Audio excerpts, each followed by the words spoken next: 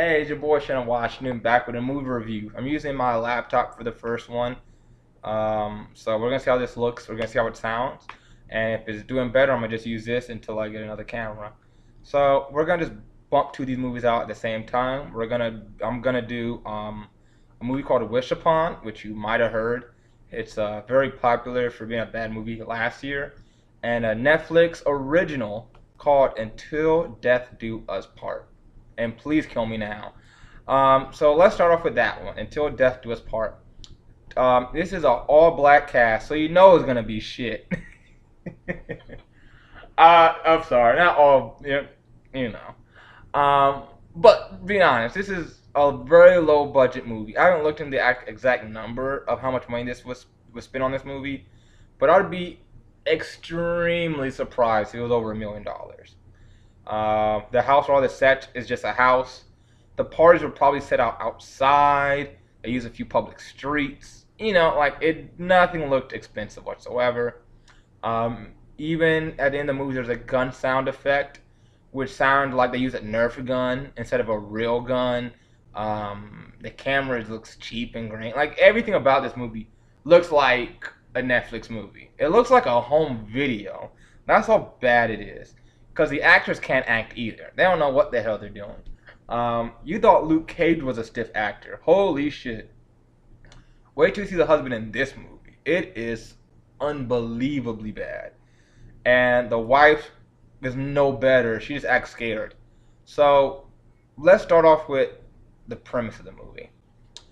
The premise of the movie is that this woman is in an abusive relationship. End of premise. That's it. It's just an abusive relationship. Half the time it's that, and the other half of the movie, it's a Gone Girl clone-ish. But instead, in Gone Girl, when she runs away, her job is to kill herself. She doesn't think she's going to get away from it. She's going to kill herself, and she's going to wait for her husband to be found guilty. And she was going to kill herself in a way that they would never find her body. And so she would die, and her husband would suffer the penalty of being a bad husband. Cool. Well, in this movie, what's really different is that she fakes her death, but she tries to continue living, which has a huge number of problems because her social security number hasn't changed. She still has the same ID. She lives in the same state.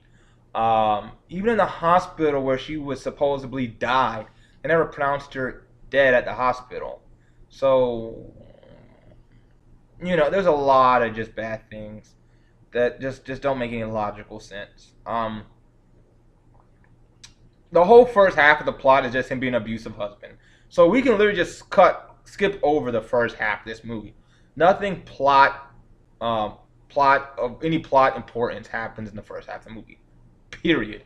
It's just him being a bad guy, a bad husband who rapes his wife and abuses her. Period. There's nothing else there. There's nothing else I can even point to that's like, oh, that was a really important plot point. It's not. You can literally start this movie at an hour and 30 minutes, or however. I'm thinking about Lord of the Rings. Like at 45 minutes in the movie, and you don't have to see anything else in the past. It's not important. Continuing on from the whole like faking your death. The way the faking the death actually happens is that her friend, who happens to be a nurse, made this elaborate plan, which really should not even fucking work, to fake her death so her husband will leave her alone in this abusive relationship. The way she does it, she gets this random guy who's not even explained who this guy is. He just impersonates a doctor completely. We don't know who this guy is. It's never explained. Them random guy put on a lab coat, and I think his name was Dr. Smith or Dr. Simmons in the movie. And he's like, well, she's dead. No one bats an eye. Like, hey, this guy's not really works here. It doesn't make no fucking sense. Dumber yet was that when she fakes her death, he's there, and so he has to ID the body, but he doesn't know it's his wife or not. The way the movie explains is that, believe it or not, no exaggeration, this is exactly how he doesn't know his wife is really dead. He walks into the room, and he says that he was too far away to tell if it was his wife or not. What the fuck? How would you not know what your wife looks like? Like y'all been like I don't care. You can't just fake someone else's body type now. Like really? Like I don't know.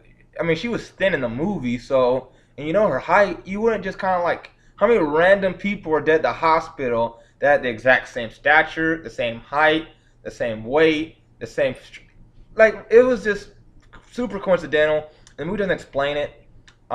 Worse yet, even when she dies, when he takes the body to the when they take the body to the crematorium, he doesn't even take the body. It happens to be the same person who helped his wife fake her death, is the same lady he asked to bring the body to the crematorium. So they randomly burn this random body, and no, that's not illegal. You can't just so this lady let this random guy take a body of someone else. No one's gonna raise an alarm that hey, my uncle died or my sister just died of a heart attack and her body's not here anymore. And no, what the fuck? It doesn't make any goddamn sense. It's really stupid. And then, like I said, he never sees the body, and so he has these ashes he carries around with him like they're meaningful, and it's not even his wife. Oh my god.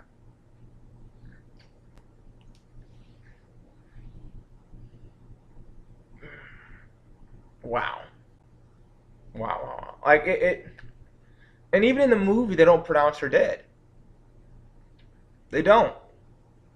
And so somehow in the movie, the chick who runs away gets all this insurance money from her death.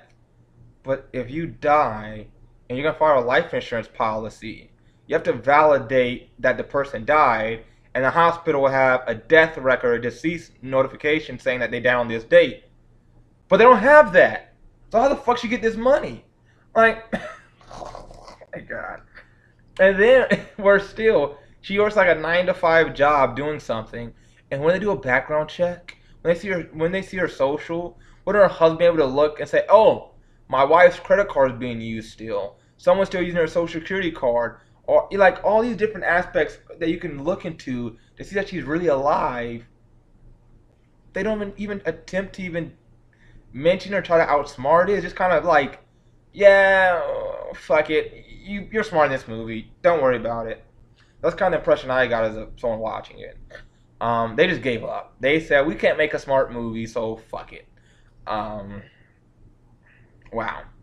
So coming off of that and her nonsensical fake death, eventually the husband comes together and puts clues together slowly, piece by piece, that his wife isn't really dead, and it all builds up to this gigantic climax. Oh my god! He confronts her. He goes to the house where she's at now, and he says that I'm gonna kill you more or less. That you hurt me or you're not coming back. Whatever. It doesn't really matter how you try to, put the words, but more or less, you're coming with me, bitch. She refuses, and he attempts to kill her.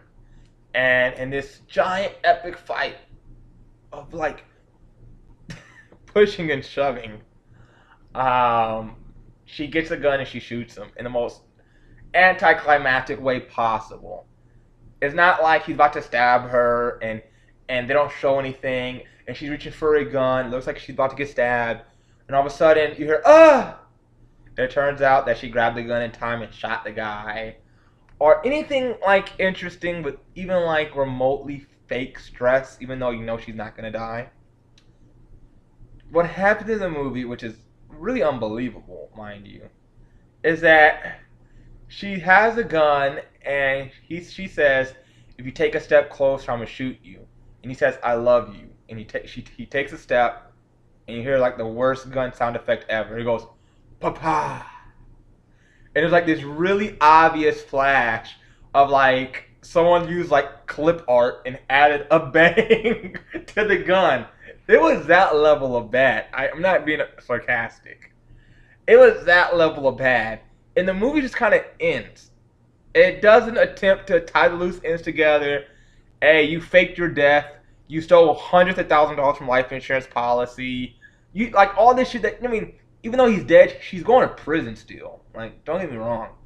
Um, Abusive or not, they stole a random person's body from the hospital, and got it burnt. You know, like there's shit they did that's gonna send them to jail. Like that's not neither here or there. But the movie doesn't try to address any of this, and I don't even think there even is a moral to the story. I guess the moral of the story is don't be an abusive husband, and you won't get shot by your wife at some point. Like there was no overarching story with this at all. It was just drama. It should have been a Netflix movie. They should have gave a warning. This is shit. It's pandering. It's nothing exciting. Nothing's meaningful. Nothing's deep. Pandering. Okay. Done. Now looking back at this, could have been like a 5-minute special on Lifetime, where when the guy hits a woman 5 times, she runs away, and then yeah, they could have condensed this whole movie in fucking 5 minutes.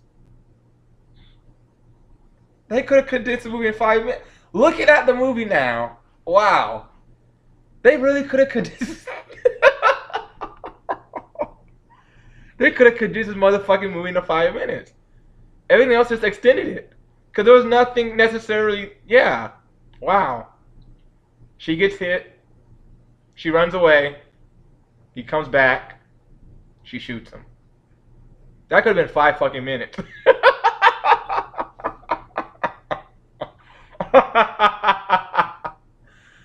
If they wanted to make this movie, they should have done that, and they should just donate the rest of the movie. I mean, donate all the rest of the movie, whatever pennies and dollar bills they had, to just some fundraiser for abusive women.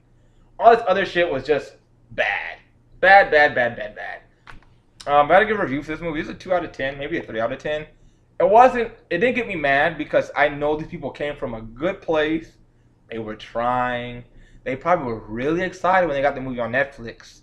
They showed all their friends of the hard work they put in and made this exceptional movie. Oh my god, yeah, it's funny.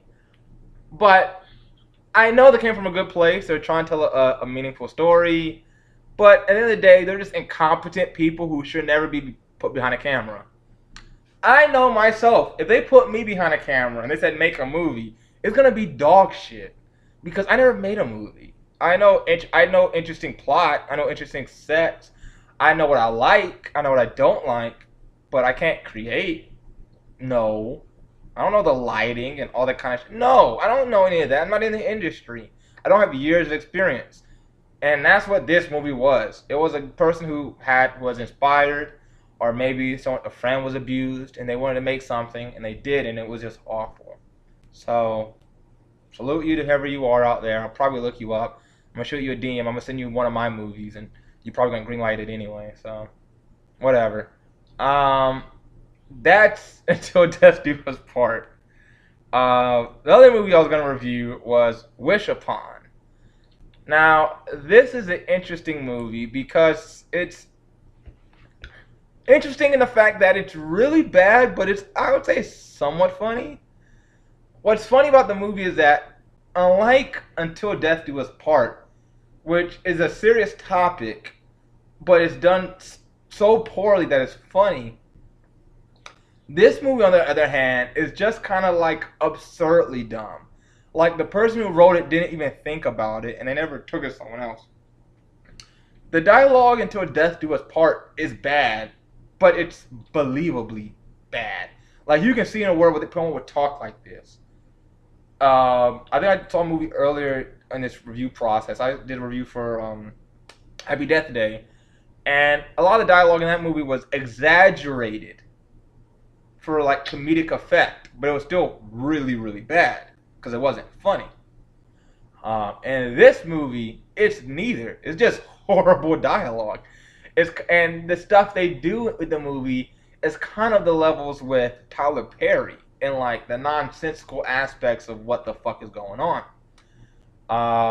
So all that being said, let's talk about the movie itself. So it's a very easy movie to understand. It's basically person finds magic lamp. In this case, like a shoebox, or I forget exactly what it is. And every time you make a wish, it doesn't come back the way you want the wish to come back.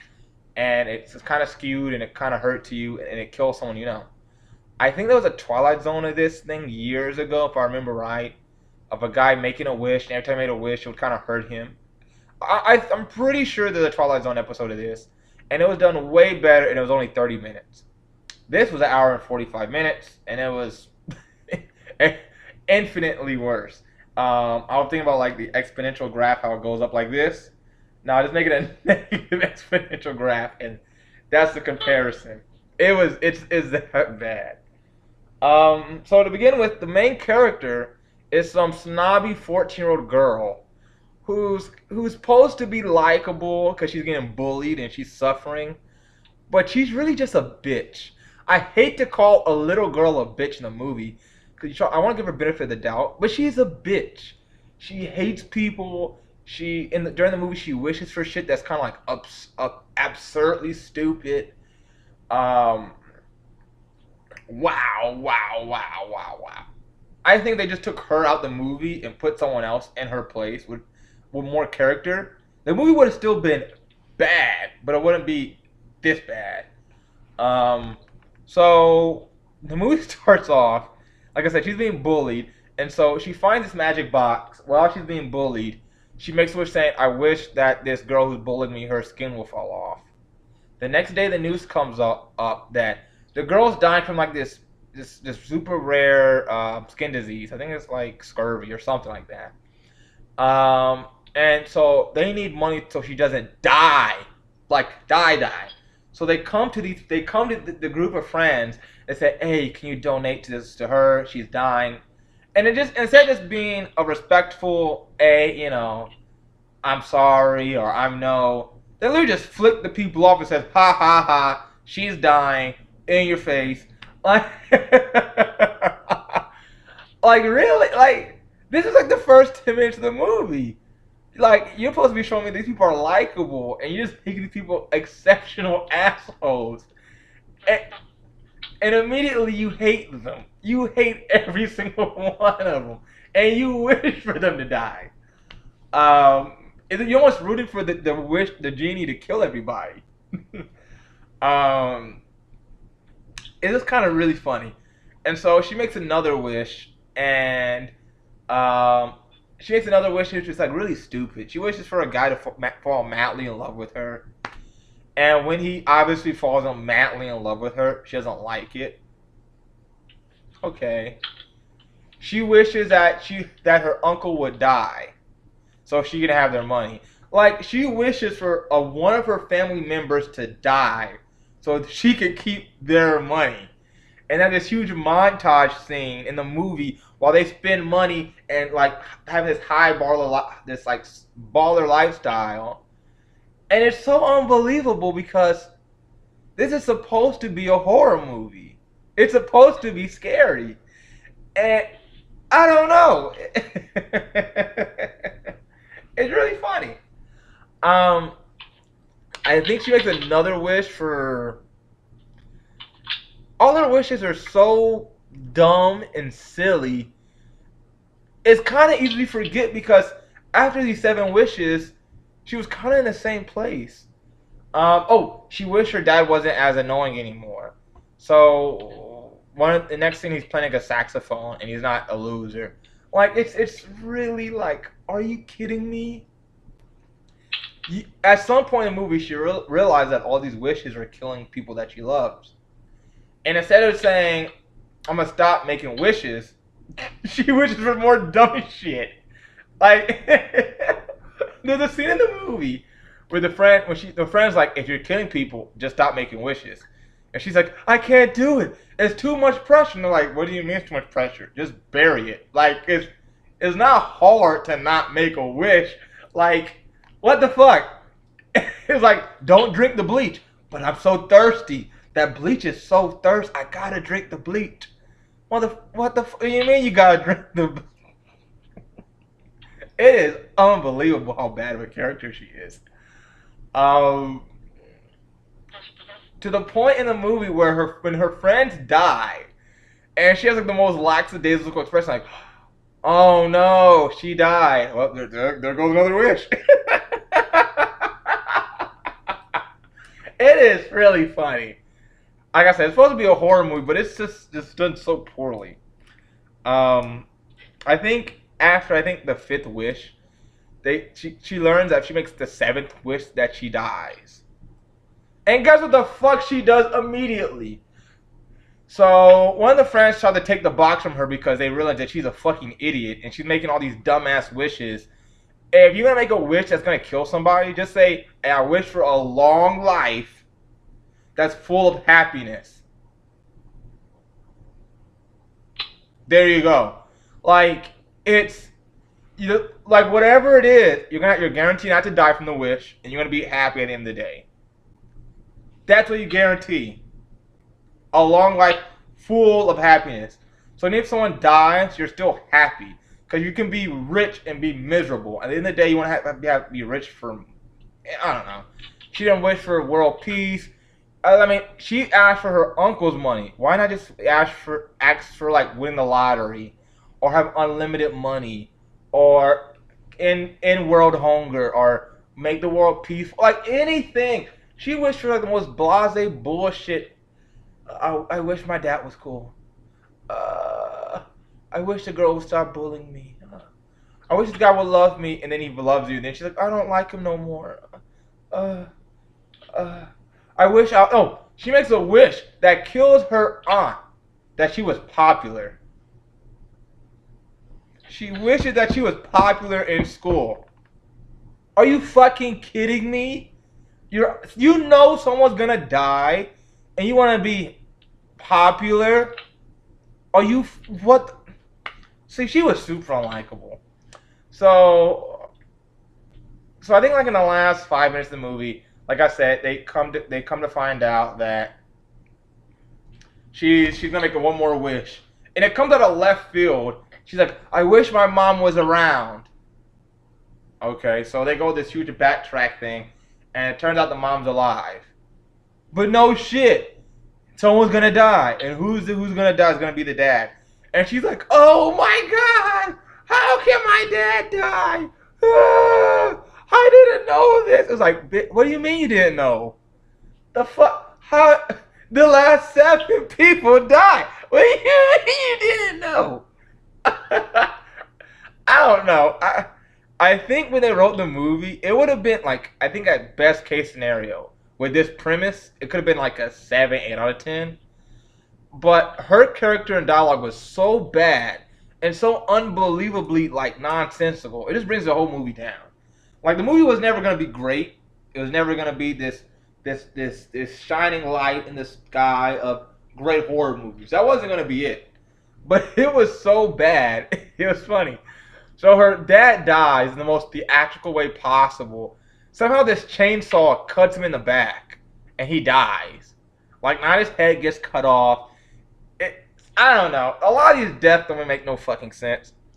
And so the dad dies, and she's like, I just want to wish I was back home. I wish everything was back the way it was. Like the obvious wish and all these kind of silly wish lamp shit.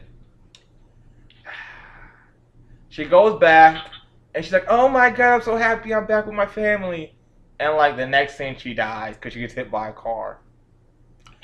Then they play the super upbeat pop music. Is like, be careful what you wish for. Be careful what you wish. If I was in theaters, this movie came out in theaters, mind you. If I was in theaters when that song came out, I'll be wishing for my money back. I'm like, I meant to watch Avengers, and I saw this on accident. I don't know what happened. I was waiting for Thanos to come out with the gauntlet. And somehow, I ended up in this movie.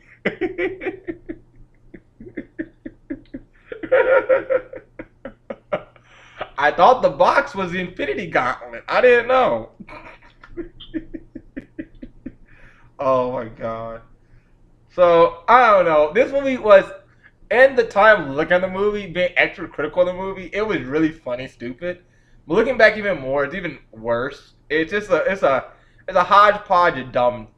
And like I said, if the script was written better, it wouldn't be funny bad, it would just be bad. But because it's so outlandish and silly and dumb, kind of enjoyable for like the second run through. So overall, I kind of give this movie the same score as Until Death Do Us Part. It's a 2 out of 10. 3 out of 10 with a smiley face on the side. Because you might like it, or you might be bored out of your mind. It just kind of depends on the person you are. So more or less, those are the two movies I saw. If I say watch one, I'd probably say if you're trying to watch a better movie that's more serious, that's still bad, watch Until Death Do Us Part. But if you want to watch a movie that might be semi-enjoyable if you take a few shots, or it's in a good mood, or you're trying to get someone pissed off and see what they think about the movie, and Wish Upon is actually a decent choice. So those are my thoughts on the movie. If you have anything, say it in the comments. Hit me up. I always respond. Peace.